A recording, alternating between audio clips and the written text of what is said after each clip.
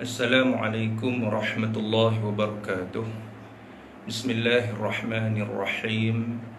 Alhamdulillahi rabbil alamin.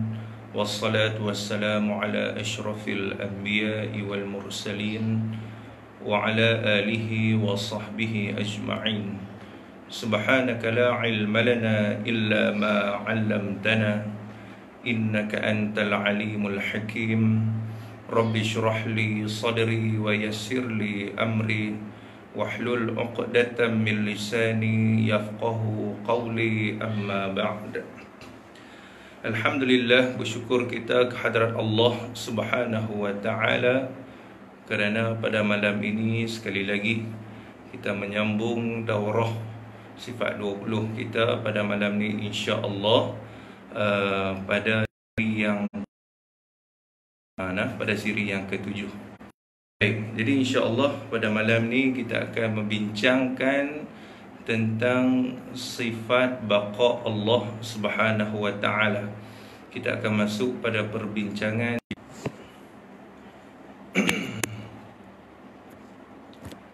untuk yang ketiga, iaitulah baqa.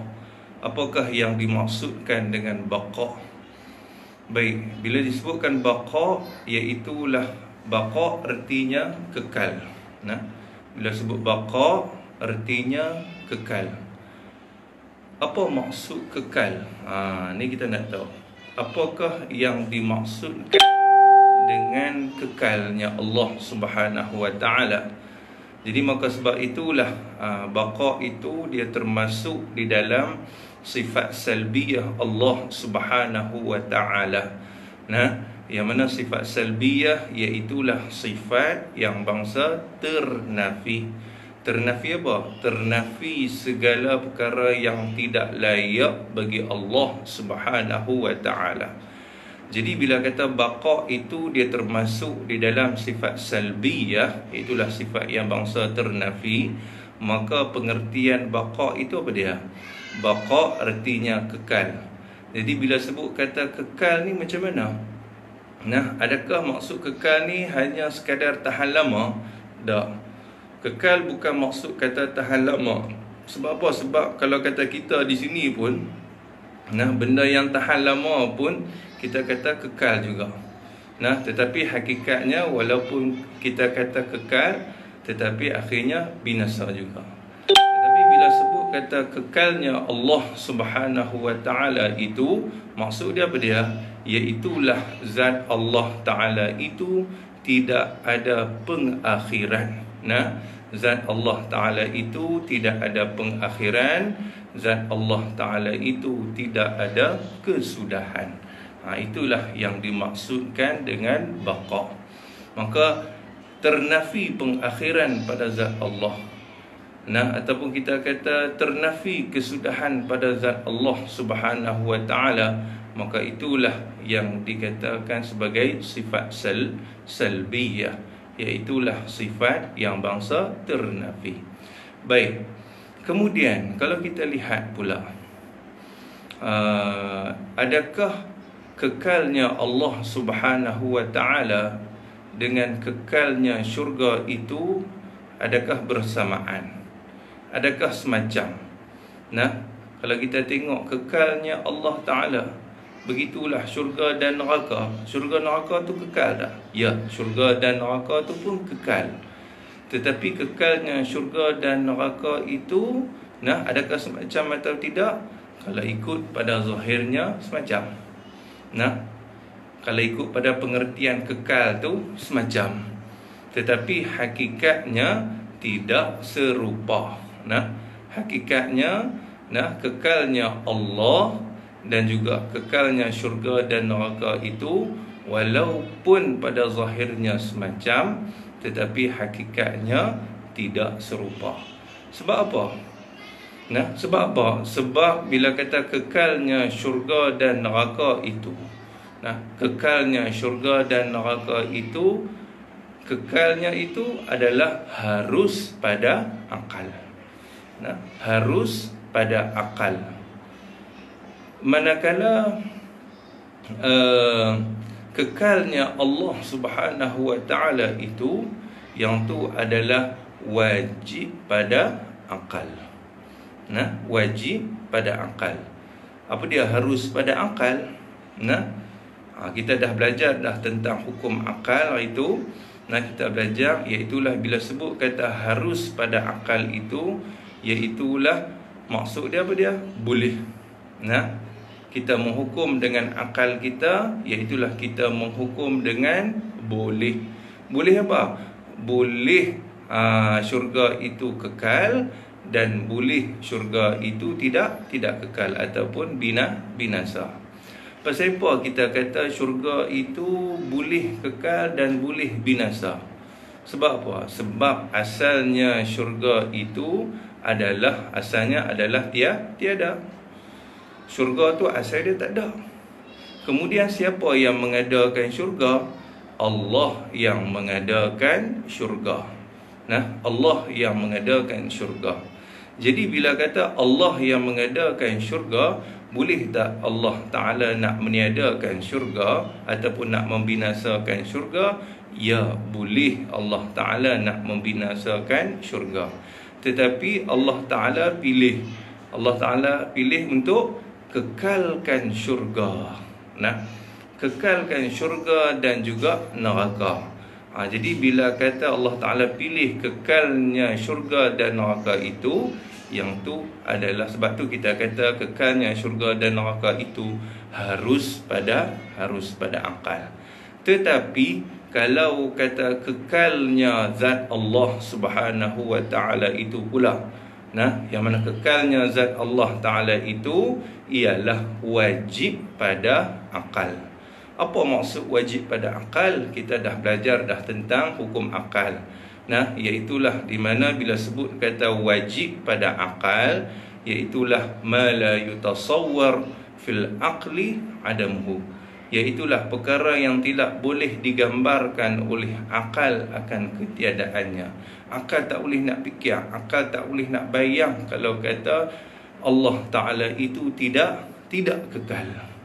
Bila akal tak boleh nak bayang, tak boleh nak fikir kata Tuhan tu tak kekal, maka sebab itulah kita menghukum dengan akal kita mesti Allah Ta'ala itu kekal. Sebab itulah kekalnya zat Allah Subhanahu wa ta'ala itu wajib pada akal. Sebab apa? Sebab apa kita kata kekalnya zat Allah Ta'ala itu wajib pada akal, tidak seperti mana syurga dan neraka. Baik, kalau kita lihat pada dalil yang menunjukkan bahawasanya Allah Ta'ala itu kekal. Apa dalil dia? Apa bukti yang menunjukkan kata Allah Ta'ala itu kekal? Iaitulah alam ini. Seperti mana yang saya sebutkan sebelum ini, bila kata nak sebut bukti saja, bila kita nak berfikir dengan akal kita, untuk nak menunjukkan bukti bahawasanya Allah Ta'ala itu kekal, apa bukti dia? Alam ini. Tengok pada alam ini. Allah Ta'ala suruh kita perhati, tilik tengok alam ini. Pasal apa perlu lihat pada alam ini? Sebab kalaulah sekiranya Allah Ta'ala itu tidak kekal, kita ambil tengok. Kita cuba bayangkan tentang perkara yang mustahil bagi Allah Subhanahu wa ta'ala. Bayangkan tu tujuan dia untuk apa? Tujuan untuk kita nak menghukumkan bahawasanya Allah Ta'ala itu kekal. Sebab itulah kita kena bayang, kita kena reka dulu. Kita kena reka dulu benda yang mustahil. Sebab itu kaedah menyebut wasuwarun mustahilat suwarun ikhtira'iyah. Gambaran mustahil itu, mana dia gambaran mustahil? Iaitulah kita gambarkan sekiranya Allah Ta'ala itu tidak kekal, apa jadi? Sebab tu kita nak kena gambar benda yang mustahil. Sebab apa kita nak menggambarkan yang mustahil? Sebab kita nak menghukumkan kata Allah Ta'ala itu kekal. Bila kita nak menghukum Allah Ta'ala itu kekal, mau tak mau kita kena gambar yang mustahil. Kalau lawan dia tu macam mana? Apa jadi kalau Tuhan tu tak kekal? Baik. Baik, sekiranya Allah Ta'ala itu tidak kekal, bermakna Allah Ta'ala itu binasa. Bermakna Allah Ta'ala itu ada kesudahannya, bermakna Allah Ta'ala itu binasa. Baik. Dan sekiranya Allah Ta'ala itu binasa, sekiranya Allah Ta'ala itu binasa, bermakna Allah Ta'ala itu baharu pula. Baik. Macam mana yang kata baharu? Apa kaitan dengan baharu pula? Bila kata Allah Ta'ala itu jadi baharu, bermakna Allah Ta'ala itu tidak bersifat qidam. Bila mana Allah Ta'ala itu tidak bersifat qidam, kita dah mengaji dah sifat qidam Allah, maksudnya zat Allah Ta'ala itu tidak ada permulaan baginya. Sekiranya Allah Ta'ala itu ada permulaan, bermakna Allah Ta'ala itu tak bersifat qidam. Baik, kita nak kaitkan. Ni dia susah sikit. Susah-susah pun kena mengaji juga. Baik, kita tengok dulu. Kita ambil hak awal tadi. Baik, sekiranya Allah Ta'ala itu tidak kekal. Ni kita nak ambil dalil ni, kita nak fikir dengan akal kita. Ulama dah susun siap dah. Sekali lagi, sekiranya Allah Ta'ala itu tidak kekal, bermakna Allah Ta'ala itu binasa. Bermakna Allah Ta'ala itu binasa. Bila kata Allah Ta'ala itu binasa, bermakna Allah Ta'ala itu baharu. Sebab apa? Sebab setiap benda yang baharu, iaitu makhluk ni, semuanya adalah binasa. Dan apabila Allah Ta'ala itu baharu, maka sudah tentulah ada sesuatu yang lain yang mengadakan Allah. Jadi bila kata ada sesuatu yang lain yang mengadakan Allah, maka sudah tentulah ternafinya sifat qidam Allah. Sudah tentu Allah Ta'ala sudah tidak bersifat qidam lagi. Kita dah belajar dah, wajib mesti Allah Ta'ala itu bersifat qidam, iaitulah zat Allah Ta'ala itu tidak ada permulaan baginya. Baik. Jadi cuba kita tengok pada diri kita. Misal yang cukup jelas, tengok pada diri kita. Kita ni, asal kita ni ada ke tak ada? Asal kita ni adalah tidak ada. Asal kita ni tak wujud. Kemudian sekarang ni kita ada tak? Ya, sekarang ni kita ada. Baik, siapakah yang mengadakan kita? Allah yang mengadakan kita. Kemudian bila Allah mengadakan kita, bila kita ada sekarang ni, tutup kita mati. Bila mana kita mati, siapakah yang mematikan kita?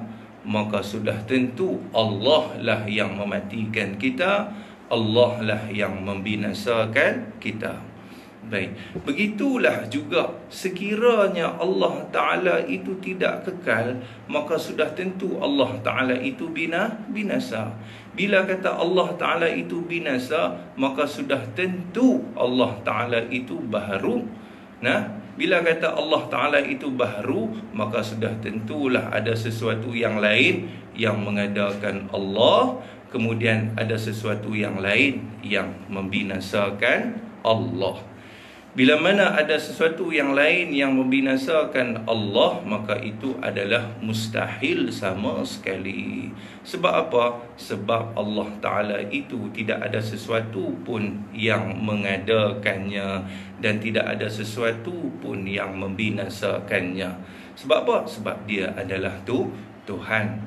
Yang mana Tuhan itu tidak ada sesuatu yang lain yang sebelum daripada dia yang mengadakan dia. Iaitulah Allah Ta'ala itu bersifat qidam. Maka sebab itulah bila mana Allah Ta'ala itu kekal, maka sudah tentu Allah Ta'ala itu qidam.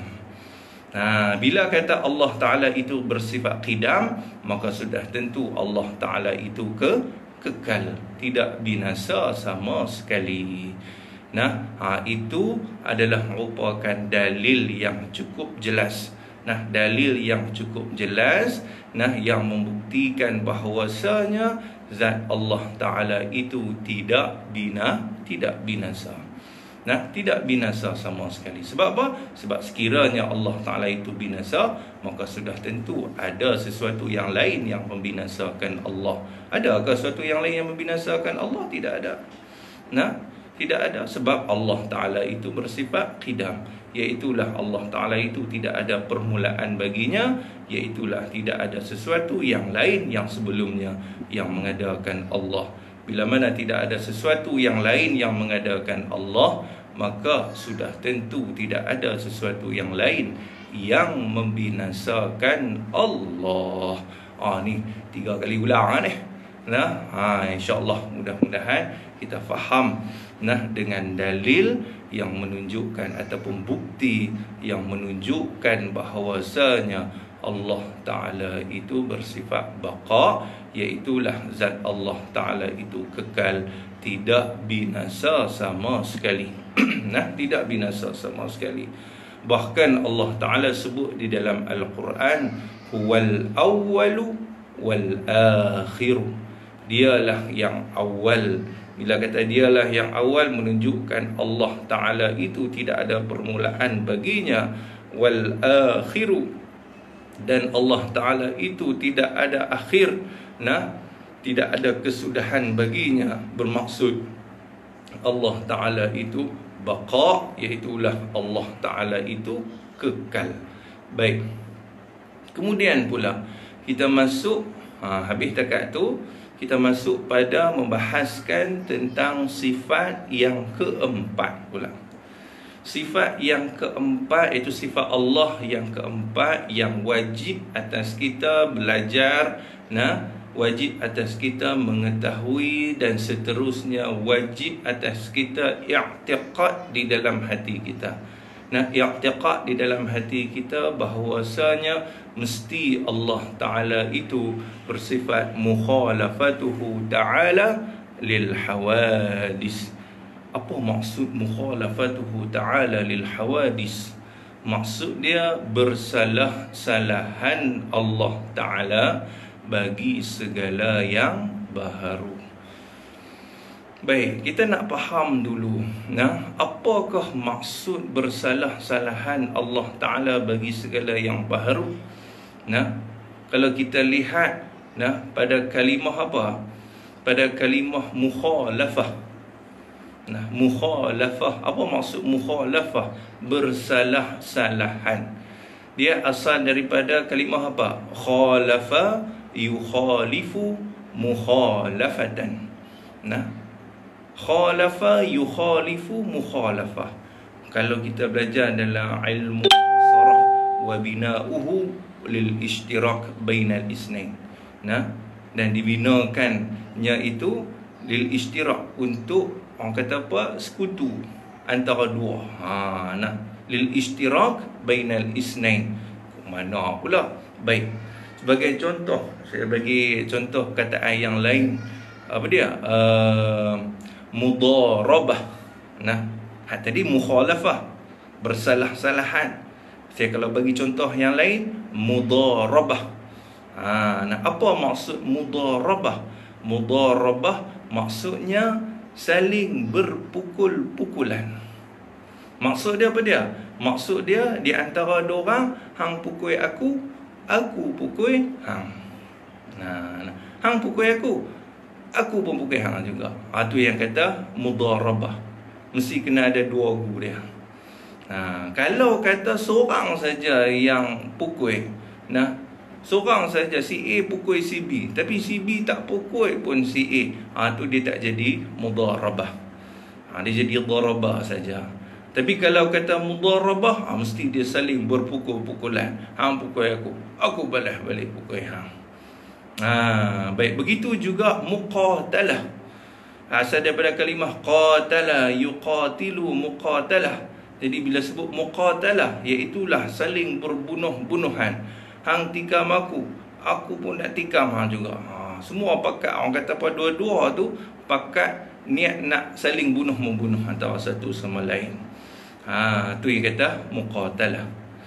Begitu juga bila sebut kata mukhalafah. Apa maksud mukhalafah? Yakni bersalah-salahan. Apa maksud bersalah-salahan? Bersalah-salahan iaitu maksudnya hang tak semacam dengan aku tak semacam dengan hang. Siapa tak semacam dengan siapa? Ta'ala lil hawadis. Di antara Allah dan juga hawadis. Apa maksud hawadis? Iaitulah baharu, sekalian benda yang baharu. Apa dia sekalian benda yang baharu? Iaitulah sekalian makhluk. Jadi dia di antara siapa? Yang pertamanya di antara Allah, dan yang keduanya di antara makhluk. Baik. Jadi bila sebut kata mukhalafah, iaitu bersalah-salahan.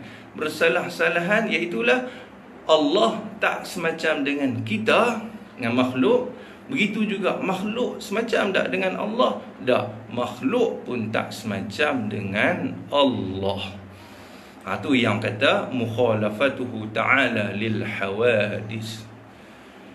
Kemudian pula timbul persoalan. Persoalan dia apa dia? Baik, sekiranya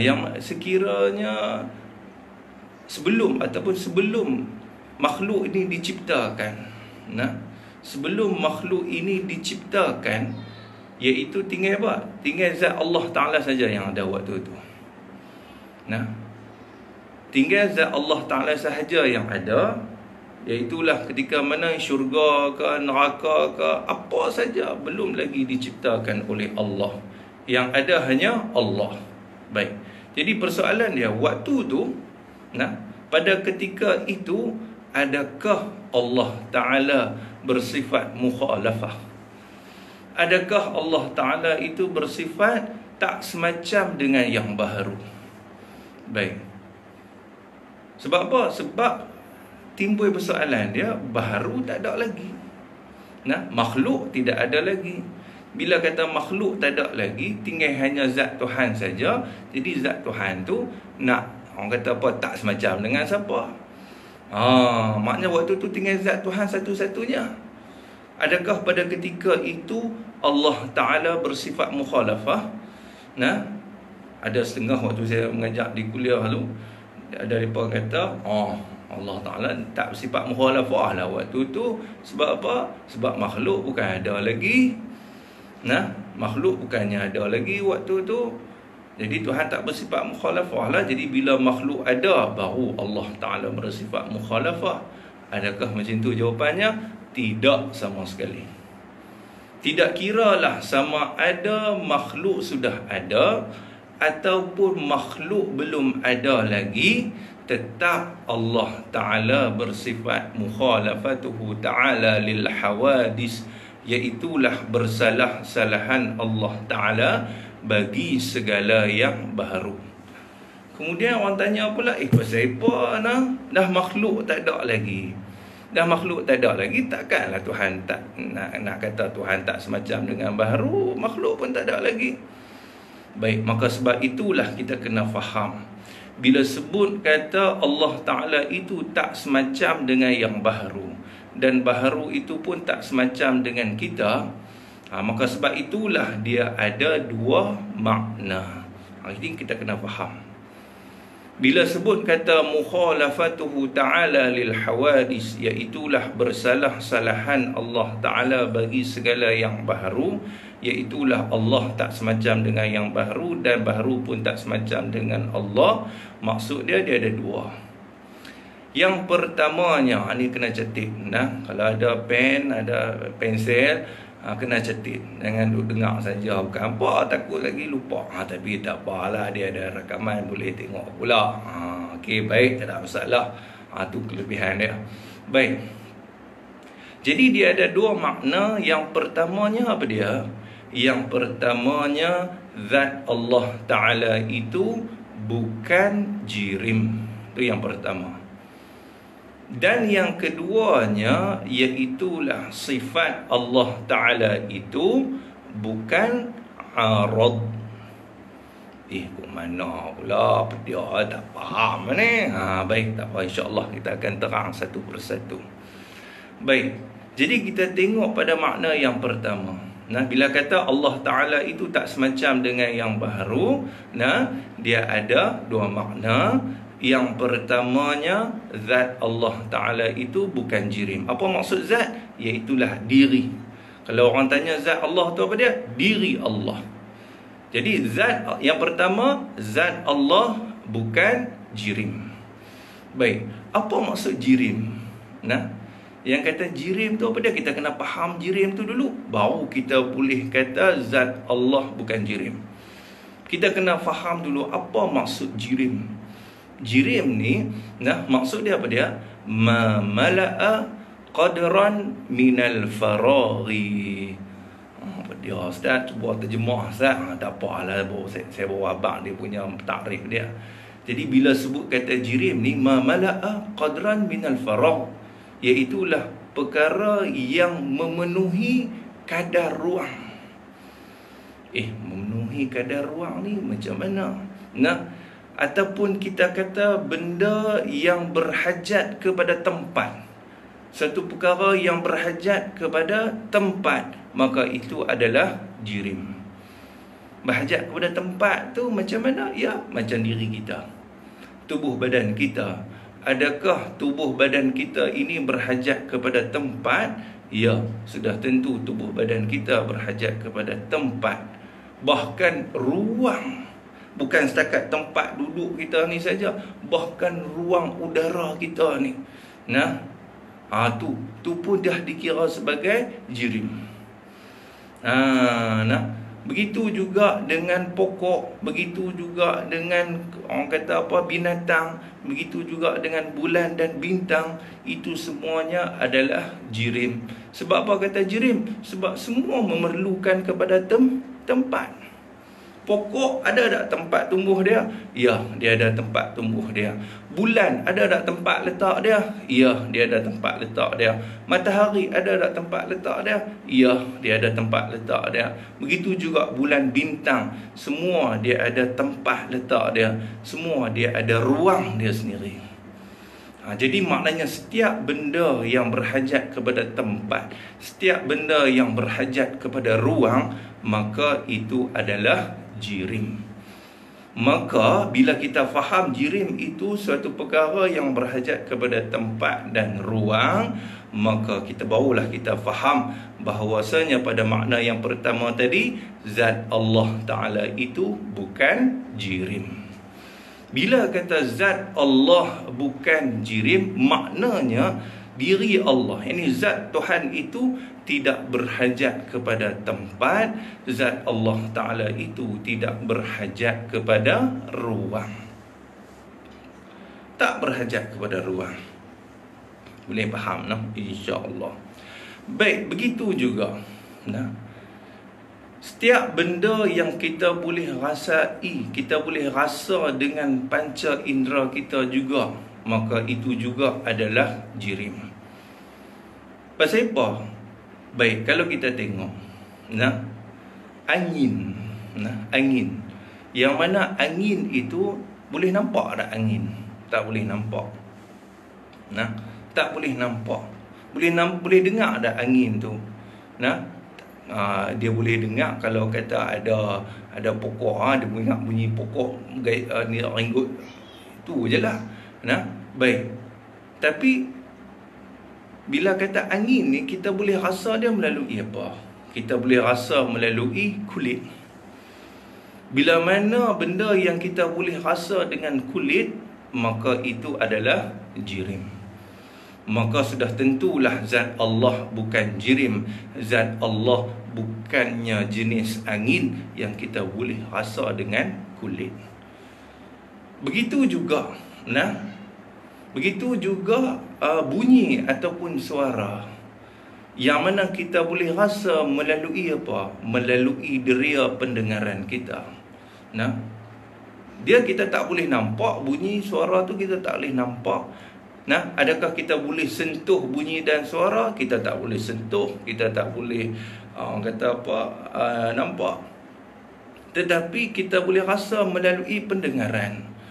Bila mana kita boleh rasa melalui pendengaran, maka sudah tentulah suara ataupun bunyi itu juga adalah jirim. Bila kata suara dan bunyi itu juga adalah jirim, maka pastinya zat Allah Ta'ala itu bukan jirim. Maka zat Allah Ta'ala itu bukan jenis bunyi.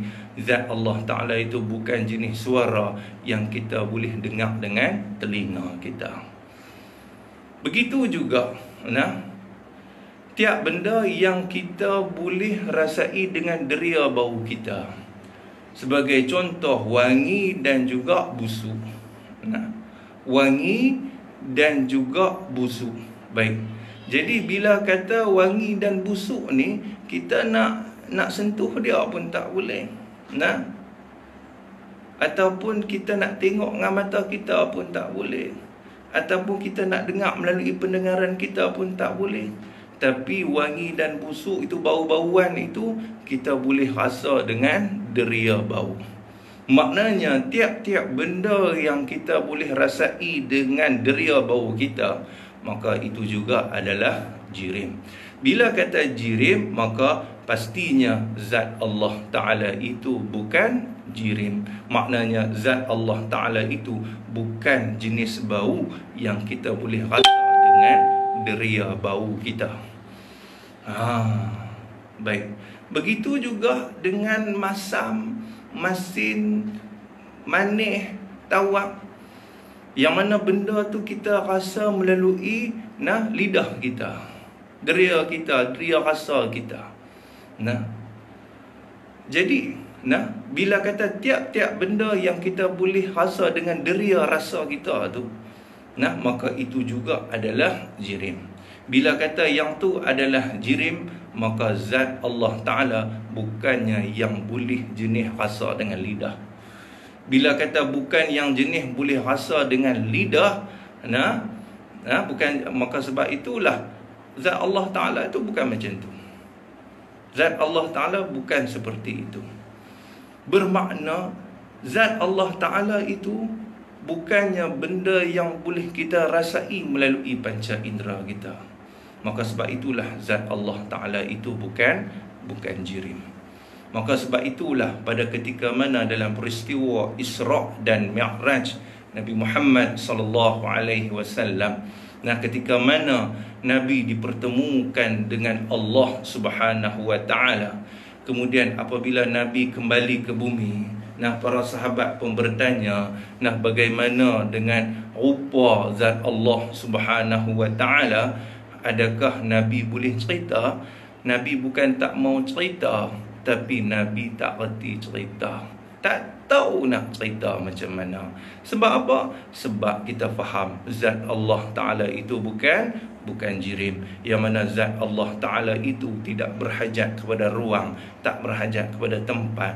Tidak, orang kata apa, tidak dapat dirasai dengan deria pendengaran, tak dapat dirasai dengan deria penglihatan, deria bau, deria rasa, deria ni hak kulit kita ni. Benda tu semua tu tak boleh rasa. Itu Nabi nak cerita macam mana? Nabi nak cerita macam mana? Maka sebab itulah bila sebut kata mukhalafatuhu ta'ala lil hawadis, bersalah-salahan Allah Ta'ala bagi segala yang baharu, iaitu Allah tak semacam dengan yang baharu dan baharu pun tak semacam dengan kita. Dia ada dua makna. Yang pertamanya, zat Allah Ta'ala itu bukan jirim. Baru kita faham, zat Tuhan bukan jirim, dia boleh nampak dah. Baik. Dan yang kedua, iaitulah sifat Allah Ta'ala itu bukan arad. Sifat Allah Ta'ala itu pula bukan arad. Jadi bila kata sifat Tuhan bukan arad, arad tu berbenda pula. Arad tu berdia pula dah. Baik, itu kita nak faham. Dalam ilmu tauhid, istilah-istilah ni kita nak kena tahu. Sebab tu kalau kita tak berguru, kita tak mengaji, kita pergi terang ke orang tak boleh. Sebab apa? Sebab istilah-istilah ni tok guru dia hurai satu. Apa maksud jirim, apa maksud arad. Baik. Jadi yang kedua tadi, makna yang kedua iaitulah sifat Allah Ta'ala itu bukan arad. Jadi kita nak faham dulu arad tu apa dia, baru kita boleh kata sifat Tuhan tu bukan arad. Kita nak faham dulu arad tu apa dia. Baik. Jadi bila sebut arad, apa dia maksud arad? Arad ialah ain ra dad. Kalau payah sangat nak eja, nak sebut, dia ejaan dia macam mana? Ain ra dad. Arad. Jadi apa maksud arad? Arad ni maksud dia iaitulah sifat yang menumpang. Tu maksud kata arad. Kalau orang tanya arad tu apa dia? Arad itu ialah sifat yang menumpang. Sifat menumpang ni macam mana pula dah? Baik. Sebagai contoh, manih itu sifat bagi apa? Manih itu sifat bagi apa? Manih itu sifat bagi gula, sebagai contoh. Masin itu sifat bagi apa? Masin itu sifat bagi garam. Maka manih ni, yang kita sifat manih ni, dia ada tak tempat dia? Dia tumpang kat mana? Dia tumpang pada gula. Pasal apa kata dia menumpang pada gula? Sebab diri gula tu, biji gula tu, itu adalah jirim. Itu adalah jirim. Pasal apa kita kata jirim? Pasal maksud jirim, benda yang berhajat kepada ruang dan tempat. Adakah gula itu benda yang jirim? Ya, sudah tentu gula itu jirim. Pasal dia berhajat kepada tempat dan ruang. Ataupun Tok Guru dulu kata tiap-tiap benda yang berketui, tu jirim. Yang tu jirim. Jadi bila kata gula itu jirim, maka sudah tentulah manih, sifat manih itu mesti dia tumpang pada gula. Dia menumpang pada gula. Maka bila kata sifat yang menumpang itu orang panggil arad. Itu orang panggil arad. Begitu juga masin. Masin ni pula, sifat masin dia tumpang pada apa? Dia menumpang pada garam. Dia menumpang pada garam. Pasal apa dia kata menumpang pada garam? Pasal garam itu adalah jirim. Sebab garam itu adalah jirim. Pasal apa kita kata jirim? Garam tu jirim. Sebab garam itu dia berhajat kepada ruang dan tempat. Sebab dia benda yang berketui. Maka sebab itulah sifat masin itu dia menumpang pada garam. Begitu juga. Kita ada tak sifat pendengar kita? Ya, kita ada sifat pendengar kita. Sifat pendengar kita duk menumpang ke mana? Dia duk menumpang pada telinga. Pasal apa dia menumpang pada telinga? Sebab telinga ini adalah jirim. Telinga ini adalah jirim, benda yang berketui, benda yang nampak. Benda yang memerlukan pada ruang dan tempat. Jadi bila kata sifat pendengar duduk dalam tu, maknanya sifat tu menumpang dah. Ya, sifat tu menumpang. Maka sebab itulah yang dimaksudkan dengan arad.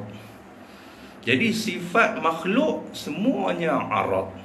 Pasal apa kita kata sifat makhluk ni semuanya adalah arad? Sebab makhluk ini semuanya adalah jirim.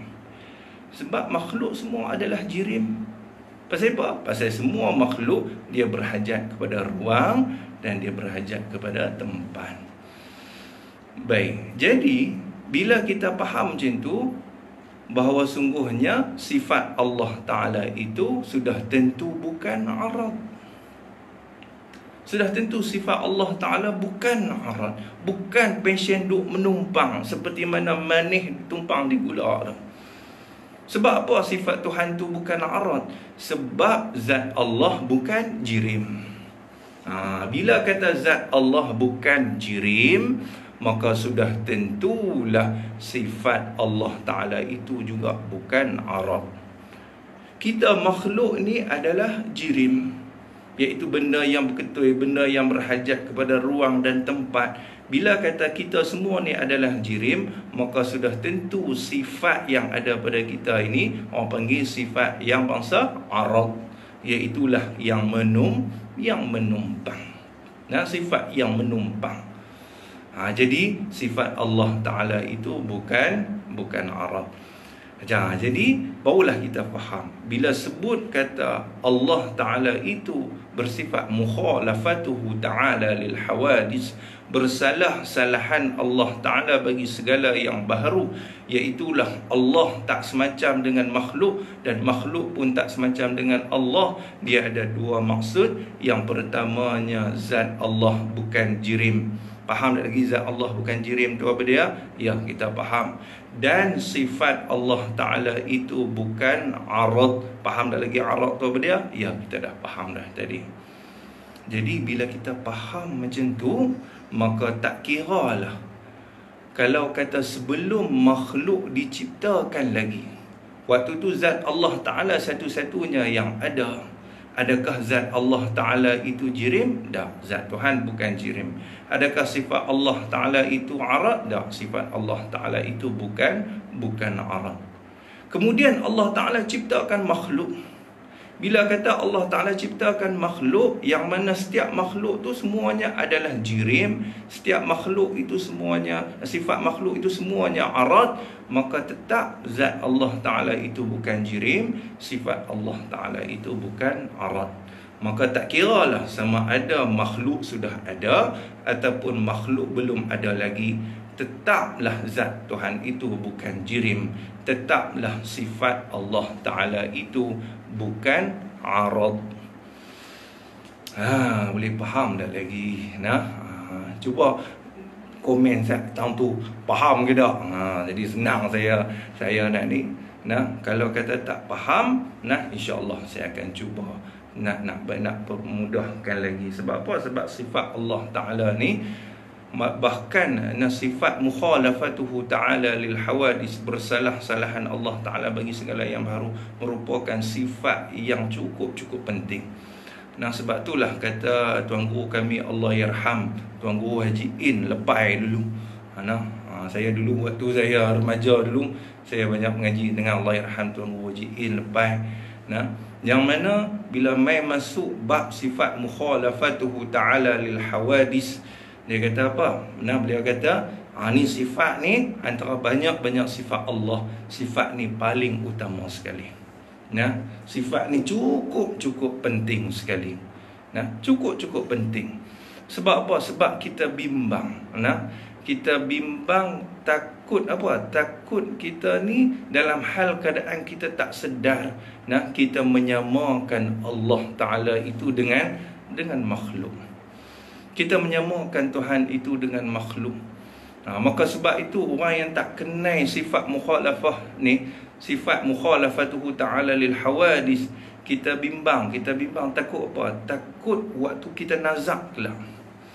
Sebab itulah waktu kita dalam keadaan nazak, dalam waktu kita dalam sakratul maut, dah hampir nak mati dah waktu tu, maka sebab itulah dia akan ada rombongan daripada apa? Daripada iblis. Rombongan iblis dia akan datang kepada orang yang dalam keadaan nazak ni. Untuk apa dia datang itu? Untuk nak menyesatkan orang yang dalam keadaan nazak tersebut.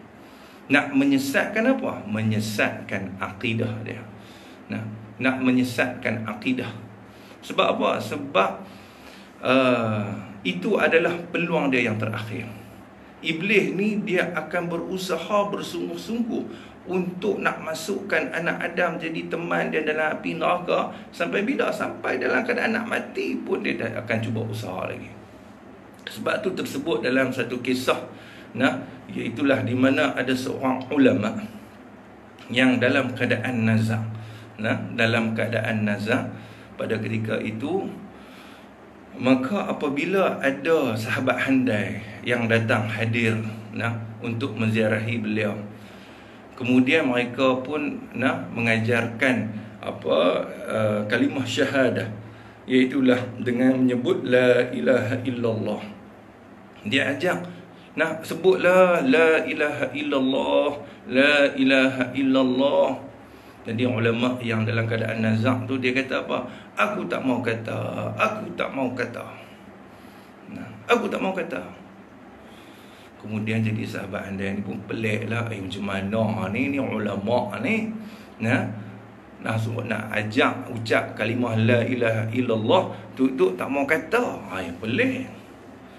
Kemudian dengan kuasa Allah Subhanahu wa taala, Allah taala bagi kesihatan kepada ulama tersebut. Untuk dia sihat walafiat. Dan apabila dia dalam keadaan sihat tu, maka sahabat handai ni pun bertanya. Dia kata, pasal apa waktu hang dalam keadaan nazak tu kami ajak hang kalimah la ilaha illallah, tapi hang tak mau kata. Pasal apa yang tak mau kata? Kemudian barulah dia cerita. Dia kata, sebenarnya bukan aku tak mau berkata akan kalimah la ilaha illallah pada ketika itu. Sebenarnya waktu aku dalam keadaan nazak itu, aku sebenarnya telah diganggu. Diganggu oleh siapa? Telah diganggu oleh iblis. Yang mana iblis itu pada mulanya dia datang kepada aku dengan membawa semangkuk air. Dia bawa semangkuk air. Kemudian bila dia bawa semangkuk air tu, kemudian dia pun bertanya, hang nak tak air ni? Kemudian ulama tu kata apa? Ya, sudah tentulah aku nak. Pasal apa? Pasal waktu dalam keadaan nazak itu, memang manusia pada ketika itu dalam keadaan kering tekak. Kering tekak maknanya dalam keadaan dahaga. Jadi bila kata dah nak hulung air tu kat dia, jadi kita nak lah, aku nak lah. Kemudian terus iblis tu kata, kalau hang nak air ini, lebih baik hang kata dulu, iaitulah Isa itu anak Tuhan. Itu dia. Itu dia punya orang kata apa? Godaan syaitan untuk sekalian umat Islam, yang mana walaupun dalam keadaan nazak, dia akan cuba juga berusaha untuk menyesatkan mereka. Jadi kalau hang nak juga ayat ni, lebih baik hang kata Isa tu anak Tuhan. Kemudian ulama tu kata, aku tak mau kata, aku tak mau kata. Maka sebab itulah waktu sahabat dia suruh ajak kalimah la ilaha illallah tu, dia kata aku tak mau kata, aku tak mau kata tu. Sebab apa? Sebab yang tak mau kata tu bukan tak mau kata la ilaha illallah, tapi tak mau kata apa? Tak mau kata bahawasanya Isa itu ialah anak Tuhan. Begitu juga. Lepas tu dia main lagi. Dia pujuk lagi. Syaitan ni dia pujuk lagi. Lebih baik hang kata Isa tu anak Tuhan. Aku tak mau kata juga. Lelah kali terus dia hempaskan mangkuk tersebut ke lantai. Terus dia kata, lebih baik hang kata tak ada Tuhan. Lebih baik hang kata Tuhan tu tak ada. Jadi bila kata macam tu, terus syaitan itu pun, iblis itu pun berlalu pergi. Sebab apa? Sebab dia tak dapat orang kata apa?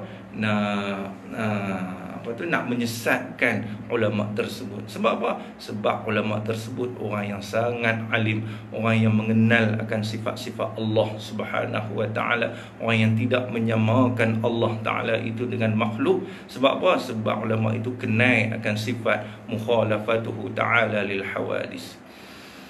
Itu yang kata penting.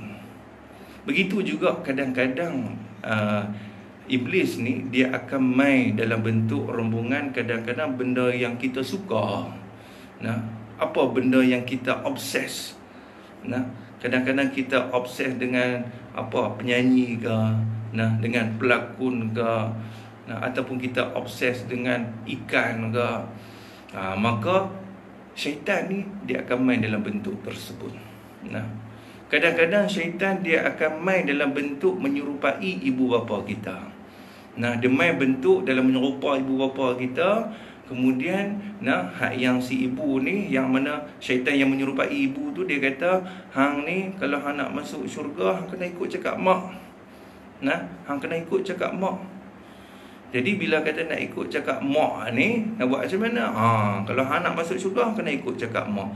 Jadi ikut cakap mak tu macam mana? Kemudian tiba-tiba mailah satu berhala yang cukup besar. Satu berhala yang cukup besar. Kemudian si mak ni kata, inilah Tuhan hang yang selama ni hang duk sembah, yang selama ni hang duk semayang. Tengok dengan kepala besar, dengan tangan pun banyak apa ke semua. Jadi orang dalam keadaan nazak tu, dia tak kenal sifat mukhalafah Tuhan. Dia tak kenal, dia tak mengaji Allah Ta'ala tu tak semacam dengan yang baharu. Dia tak tahu apa maksud zat Allah tu bukan jirim. Dia tak tahu apa maksud sifat Allah Ta'ala itu bukan Arab. Dia tak tahu. Jadi bila syaitan tu dia goda, dia kata, inilah Tuhan yang hang sembah selama ni, yang hang duk sembahyang 5 waktu, inilah Tuhan dia. Kemudian orang dalam keadaan nazak tu, yang ni ke? Kemudian bila dia angguk saja, angguk sebagai nak menyatakan dia beriman dengan Tuhan tersebut, padahal itu bukanlah Allah Subhanahu wa taala. Bila mana dia angguk tu dengan menyatakan dia beriman, terus malaikat Azrail mencabut nyawanya pada ketika itu, maka matilah dia dalam hal keadaan kafir wal iyad billah. Ni yang kita bimbang. Ni yang cukup-cukup kita takut. Bila kita tak mengenal akan sifat-sifat Allah, maka syaitan dia akan berusaha untuk menyesatkan akidah umat Islam bagi mereka yang jahil dengan Allah, yang jahil dengan sifat-sifat Allah. Kita bimbang. Sebab itulah kita tak mau kita hanya sekadar pulun ibadah, kita pulun semayang, kita pulun puasa, kita pulun baca Al-Quran. Dalam masa yang sama kita meninggalkan belajar tentang bab akidah. Kita belajar meninggalkan mengenal akan sifat-sifat Allah. Yang mana yang inilah yang cukup penting. Yang inilah cukup penting. Bila kita kenal sifat-sifat Allah, kita ada tunjang, kita ada padu, insya-Allah amalan kita yang lain pun dia akan jadi baik. Tapi bila kata akidah itu dah rosak, maka habis amalan kita yang lain. Kita tak mau kita jatuh muflis di akhirat kelak disebabkan kita meninggalkan mempelajari ilmu tauhid, mengenal sifat-sifat yang wajib. Yang wajib, yang mana wajib kita semua ni kita kena tahu, kita kena i'tiqad di dalam hati kita. Baik. Tu yang katakan sifat mukhalafatuhu ta'ala lil hawadis, iaitulah bersalah-salahan Allah Ta'ala bagi segala yang baharu, yang bermaksud Allah Ta'ala itu tak semacam dengan makhluk, dan makhluk pun tak semacam dengan Allah. Makhluk pun tak semacam dengan Allah. Baik. Jadi yang mana maksud dia ada dua. Yang pertamanya zat Allah Ta'ala itu bukan jirim, dan yang kedua sifat Allah Ta'ala itu bukan arad. Baik. Kemudian pula apa dalil, apakah bukti yang menunjukkan kata Allah Ta'ala itu bersifat mukhalafatuhu ta'ala lil hawadis? Apakah bukti yang menunjukkan kata Allah Ta'ala itu tak semacam dengan yang baru? Tak semacam. Apa bukti yang menunjukkan zat Allah Ta'ala itu bukan jirim? Dan apakah bukti yang menunjukkan sifat Allah Ta'ala itu bukan arad? Jadi bila kata bukti dia apa bukti dia? Saya dengar nak ponti tak mana kata, tak apa kita sambung sikit lagi. Bukti dia ialah alam ini. Bukti dia ialah alam ini. Sebab tu saya kata, mai pilah sifat Tuhan yang mana pun berdalilkan alam ini juga. Semua dalil dia ialah alam ini. Tapi cuma kita nak kaitkan, apakah kaitan alam ini dengan sifat mukhalafatuhu ta'ala lil hawadis. Baik, apa kaitan dia? Kerana sekiranya Allah menyamai dengan makhluknya, kalaulah Allah Ta'ala itu semacam dengan kita, Nah, maknanya zat Allah Ta'ala itu jirim dan sifat Allah Ta'ala itu arad, maka sudah tentu Allah Ta'ala juga adalah makhluk seperti kita juga. Sudah tentu Tuhan pun makhluk seperti kita juga. Nah, bila kata Tuhan tu makhluk seperti kita, padahal kita tahu bahawasanya Allah Ta'ala itu tidak ada permulaan baginya. Nah, Allah Ta'ala itu bukan makhluk sebab Allah Ta'ala itu bersifat qidam. Maka bagaimana pula kita kata Tuhan itu makhluk? Maka bila kata Allah Ta'ala itu bukan makhluk, maka sudah tentu Allah tidak semacam dengan makhluknya. Bila kata Allah tidak semacam dengan makhluknya, bermakna zat Allah Ta'ala itu bukan jirim dan sifat Allah Ta'ala itu bukan arad. Nah, bukan arad. Baik, itu dia punya dalil dia. Kemudian insya-Allah, pada kuliah yang akan datang kita akan membahaskan sikit tentang ayat-ayat mutasyabihat. Tentang ayat-ayat mutasyabihat. Apa dia ayat-ayat mutasyabihat? Iaitulah ayat yang samar-samar yang mana kita nampak ayat itu seolah-olah macam Allah Ta'ala itu semacam dengan makhluk. Allah Ta'ala itu nampak macam semacam dengan makhluk. Padahal kita belajar sifat mukhalafatuhu ta'ala lil hawadis, Allah Ta'ala itu tak semacam dengan makhluk. Tapi bila tengok ayat Quran ni, nampak macam semacam je. Macam mana pula? Sebagai contoh, Allah Ta'ala sebut dalam Al-Quran, yadullahi fawqa aydihim. Apa maksud yadullah? Tangan Allah di atas tangan-tangan mereka itu. Tangan Allah di atas tangan-tangan mereka itu. Bila sebut kata tangan Allah, ni Tuhan sebut pun kata ada tangan ni. Tu maknanya Tuhan semacam dengan kita lah. Kita pun ada tangan-tangan Tuhan. Kita nak kata tak ada tangan kot. Begitu juga Allah Ta'ala sebut wa yabqa wajhu rabbika dzul jalali wal ikram, dan kekallah zat Tuhanmu, wajah Tuhanmu. Tu Tuhan sebut Tuhan tu ada wajah. Jadi Tuhan pun ada wajah, kita pun ada wajah, Tuhan pun ada wajah juga. Jadi maknanya Tuhan pun semacam dengan kita. Habis itu macam mana kita duk mengaji sifat mukhalafatuhu ta'ala lil hawadis, iaitulah zat Allah Ta'ala itu bukan jirim dan sifat Allah Ta'ala itu bukan arad. Jadi macam mana kita nak memahami akan ayat-ayat mutasyabihat ini? Jadi insya-Allah kita akan sambung perbahasan kita ini pada daurah kita yang seterusnya, iaitulah daurah pada siri yang ke-8 insya-Allah, pada membahaskan tentang ayat-ayat mutasyabihat dan juga perbezaan di antara pendapat ulama salaf dan juga ulama khalaf pada membahaskan ayat-ayat mutasyabihat ini insya-Allah. Bila? Iaitulah pada hari Isnin ini. Pada hari Isnin jam 9.05 malam seperti biasa insya-Allah. Jadi mudah-mudahan Allah Ta'ala lapangkan dada kita, Allah Ta'ala permudahkan kita untuk memahami akan ilmu pengetahuan kita pada malam ini insya-Allah. Dan mudah-mudahan Allah Ta'ala memasukkan kita ke dalam syurganya tanpa dihisab. Jadi saya mengucapkan jutaan terima kasih kepada tuan-tuan dan puan-puan yang sudi untuk mendengar daurah saya pada kali ini insya-Allah. Jadi kita akan sambung pula pada kuliah kita yang akan datang insya-Allah. Bismillahirrahmanirrahim. Alhamdulillahirabbil alamin.